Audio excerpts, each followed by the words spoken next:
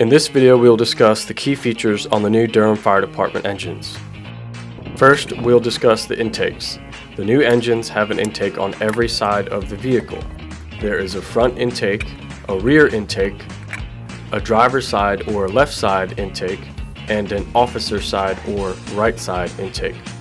Each intake is a MIV and operated at the pump panel on the driver's side. To fully open or fully close the MIV, it takes approximately 15 seconds. When the light is solid green, it is fully open. When the light is solid red, it is fully closed. The lights will blink when they are partially open or partially closed. Each MIV has a manual override that can be turned to open or close the intake. The primer has an auto prime feature in which you push the switch up and it will automatically prime the pump. It will also illuminate green to indicate that it is in auto prime. You can also hold the switch down and prime manually. It is important to note that if the auto primer is left on, it could lead to difficulty opening intakes. Now Captain Melvin will discuss the APU. Please note that there are no generators on these new engines. I'm here to talk about the APUs on the new engines. They are battery powered and do not run off diesel like the old units on the other engines that came in 17.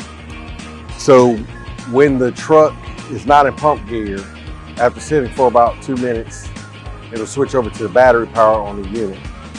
Once the units are updated, once that battery power runs out, the truck will crank back up. Currently, with the engines going out in the field until that update goes in place, once the battery dies, then the truck will cut off. That being said, with the update, that'll correct that and that's coming soon. Also with the APU, you only have one plug on the truck. You're charging the station. It will not charge off the alternator power once it cranks back up.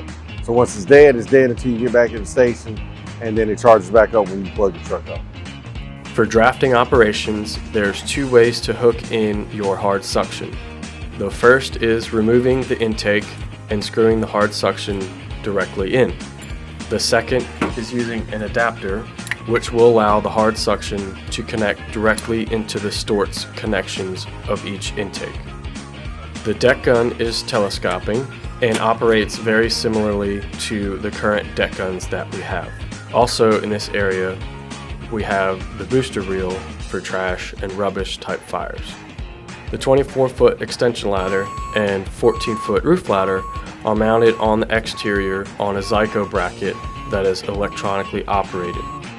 The Zyco bracket is programmed to stop when a compartment door is opened. There are 3 of these type compartments. Each one will hold either a water can, dry chem extinguisher, or CO2 extinguisher, and an SCBA cylinder.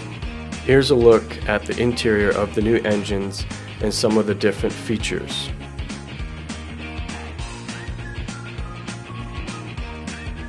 The override switch is a momentary switch that the officer has to press in order for the engine to start up if a compartment door is open. So if a compartment door is open, the engine will not turn over. The override switch has to be pressed. And right to the left of the override switch, you see a radio button, and that is a button to press to key up to talk on the radio. The driver's air pack has been moved to be inside the cab on the driver's side next to the door.